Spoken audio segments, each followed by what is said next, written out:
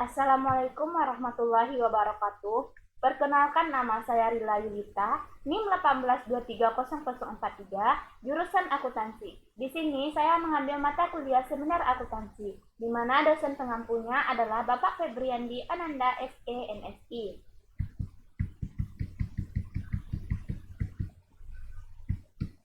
Kali ini saya akan mereview jurnal. Jurnal yang saya review bertemakan Socio-Environment Accounting yang diteliti oleh Wen Yu, Wen Wang, dan Ming Zhang di Cina. Di mana judul dari jurnal tersebut adalah Using China's Provincial Panel Data Exploring the Interaction Between Socio-Economic and Economic Environment System, yang artinya menggunakan Cina data panel provinsi yang mengeksplorasi interaksi antara sistem sosial, ekonomi, dan lingkungan. Abstrak, tidak peduli sistem sosial ekonomi ataupun sistem eco-environment, keduanya terkait erat dengan pencemaran lingkungan. Dengan degrasi lingkungan alam yang terus-menerus, untuk memahami pengembangan koordinasi antara sistem sosial ekonomi dan ekonomi lingkungan menjadi sangat penting untuk perbaiki lingkungan. Untuk mengetahui keadaan koordinasi kopling masing-masing provinsi di Cina, digunakan model koordinasi kopling untuk mengetahui keadaan koordinasi kopling.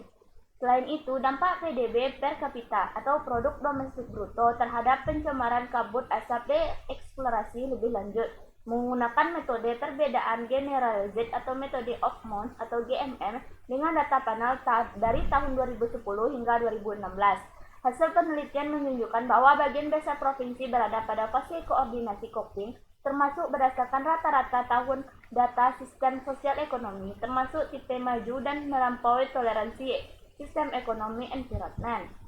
Kasus yang dibahas tentang pengembangan yang tidak seimbang antara sistem sosial ekonomi dan ekolingkungan ditemukan di berbagai besar provinsi, berkinerja lebih baik dari sistem sosial ekonomi dan lebih buruk dari sistem ekolingkungan. Sistem sosial ekonomi menunjukkan tren peningkatan, sedangkan eco-environment dalam tren penurunan. Dampak PDB per kapita terhadap polusi asap, penegasan hubungan antara bentuk kurva Punzet lingkungan atau EKC, urbanisasi menahan populasi asap ditemukan pada saat yang sama. Temuan empiris memberikan dasar ilmiah dan pedoman untuk mengeksplorasi hubungan koordinasi antara sosial ekonomi dan ekolingkungan, menambahkan bukti keberadaan bentuk EKC antara PDB per kapita dan polusi kabut asap. Objek penelitian 31 provinsi di Cina kecuali Taiwan, Hong Kong, Makau, dan pulau-pulau laut Cina Selatan sebagai wilayah studi. Data dikumpulkan dari tahun 2010 hingga tahun 2016. Teknis analisis data. Penelitian banyak menggunakan model koordinasi kopling atau kopling yang diturunkan dari fenomena fisika, didefinisikan sebagai dua atau lebih sistem yang saling mempengaruhi melalui berbagai interaksi. Sistem sosial ekonomi atau ekosistem lingkungan memiliki lebih dari satu indikator. Berbeda tingkat kepentingan, bobot masing-masing indikator tergantung pada kepentingan. Metode koefisien variasi diterapkan untuk menghitung nilai bobot indikator.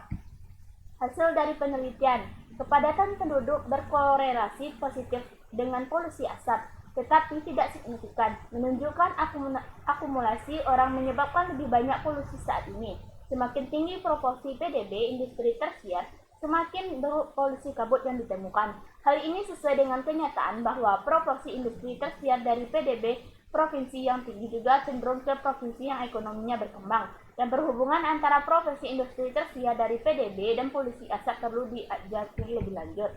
Singkatnya, mengetahui kesenjangan antara ekonomi dan lingkungan adalah langkah pertama untuk memecahkan pembangunan berkelanjutan. Untuk mencapai tujuan pertumbuhan ekonomi dalam daya dukung lingkungan adalah langkah berikutnya. Apakah pertumbuhan ekonomi telah melampaui daya dukung lingkungan? Bukti-bukti yang diberikan dalam makalah ini menunjukkan aspek-aspek yang berkembang dalam pekerjaan berikutnya. Sekian review jurnal saya kali ini. Kalau ada kata salah, saya mohon maaf. Saya akhiri. Wassalamualaikum warahmatullahi wabarakatuh.